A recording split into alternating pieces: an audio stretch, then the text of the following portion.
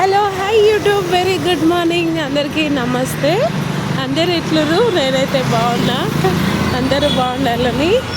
అయితే full tired అయిపోయాను, అసలు చేతులు కాళ్ళు మస్తు నొస్తున్నాయి. రైట్ హ్యాండ్ అయితే అసలు బ్యాగ్ కొద్దిసేపు వేసుకున్నా కూడా అవ్వట్లేదు, నాకు అంత నొస్తుంది చెయ్యి అంతా. మొక్కలు నొప్పి అయినాయి. ఎందుకు ఇలా బాడీ పెయిన్స్ ఎక్కువ అయ్యాయి, రోజునే అవుతాయి నాకు జర్నీలో. ఎందుకు ఎక్కువ అయ్యాయి అంటే నైట్ మా మమ్మీ దగ్గరకు వచ్చినాం అనమాట. అయితే నేను డ్యూటీ దగ్గర నుంచి 4 o'clockకి వెళ్ళిన మమ్మీ దగ్గరికి.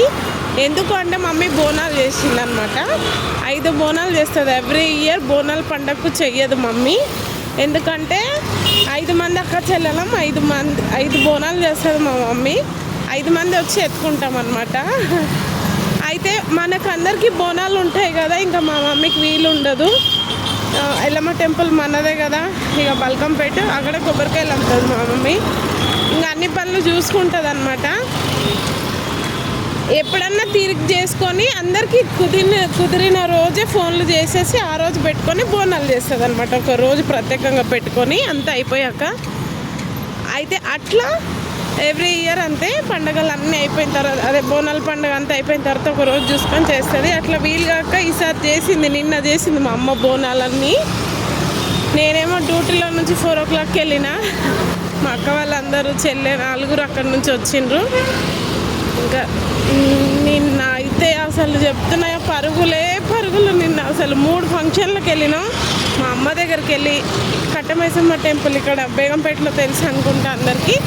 అక్కడ పెద్ద బోనం ఎక్కిస్తుంది మా అమ్మకు. నరసింహస్వామి దేవుడు వస్తాడు అనమాట. నాకు ఎల్లమ్మ వస్తుంది, మా మమ్మీకి నరసింహస్వామి వస్తాడు. మా ఇంటి అత్తగారికి అయితే ఎల్లమ్మ ఉంది, మమ్మీ వాళ్ళ ఇంటికి అయితే నరసింహస్వామి. అట్లా అయితే అక్కడ పెద్ద బోనం ఎక్కిస్తాం, మంచిగా బ్యాండ్ అంతా వేసి తీసి ఆ బోనం ఎక్కించి ఇంటికి వచ్చి గబా నేనైతే ఈ శ్రావణ మాసం మొత్తం నాన్ వెజ్ తిన్నాను, అందుకే వంకాయ కర్రీ, బగారా రైస్ కొంచెం తిన్నాను. మా అక్క వాళ్ళైతే ఇంకా చికెన్ లివర్ ఫ్రై చేసి పెట్టింది మమ్మీ. ఇంకా చికెన్ అవుతుంది. ఇంకా మాకు టైం లేదు, మళ్ళీ బర్త్డే ఫంక్షన్కి వెళ్ళాలి. మా ఆడపడుచు కొడుకుకి మా అక్క కూతుర్ని ఇచ్చారనమాట. అంటే మా పెద్దమ్మ కూతురులాగా అట్లా అక్క నుంచి మళ్ళీ ఇక్కడ మా ఆడపడుచు వరుస నుంచి 2 నుంచి ఉన్నాయి ఆ బర్త్డే ఫంక్షనే. ఆ బర్త్డే ఫంక్షన్కి ఇంకొక ఆయన అన్న అవుతాడు, వాళ్ళ కూతురు మెచ్యూరైన ఫంక్షన్.